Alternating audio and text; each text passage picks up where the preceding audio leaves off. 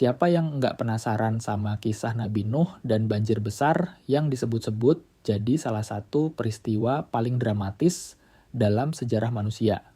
Tapi, gimana sih ceritanya kalau kita gabungin perspektif Al-Quran sama sains modern? Yuk, kita bahas. Jadi, Nabi Nuh itu diutus sama Allah buat memperingatkan kaumnya yang sudah kelewat batas. Bayangin, Nabi Nuh berdakwah selama 950 tahun. Lama banget kan?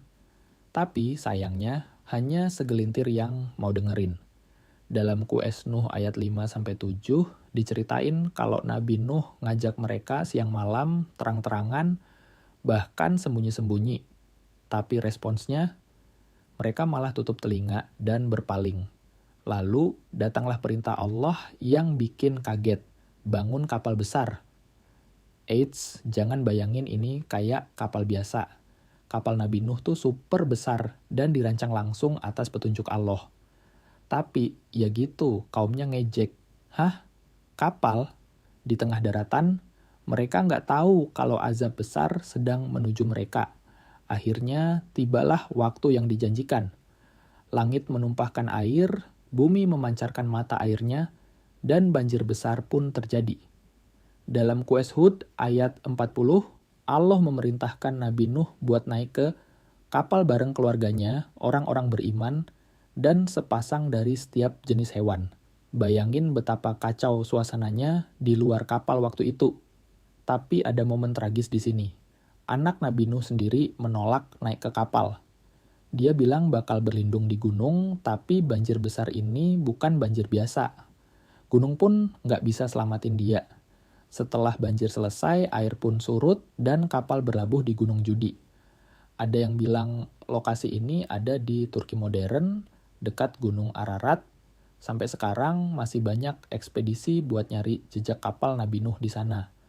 Bahkan beberapa formasi menyerupai kapal pernah ditemukan, meski belum ada bukti yang benar-benar konkret. Nah, gimana dengan sains? Beberapa peneliti mendukung ide bahwa banjir besar ini memang pernah terjadi. Misalnya, penelitian di Laut Hitam menunjukkan adanya banjir besar yang bisa jadi salah satu penyebab kisah ini tersebar di berbagai budaya. Uniknya, nggak cuma di Al-Quran, kisah banjir besar juga muncul di epos Gilgamesh dan cerita-cerita kuno lainnya. Tapi, ada yang lebih penting dari sekadar fakta historis. Kisah Nabi Nuh ini ngajarin kita buat nggak keras kepala dan sombong sama kebenaran.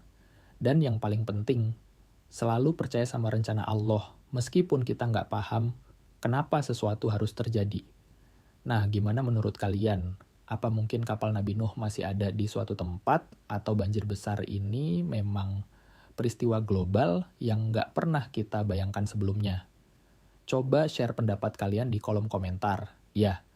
Dan jangan lupa kalau kalian suka video ini, klik like, subscribe, dan nyalain lonceng notifikasi. Kita bakal bahas lebih banyak lagi cerita menarik tentang sejarah Islam dan fakta-fakta unik lainnya. Sampai jumpa di video selanjutnya.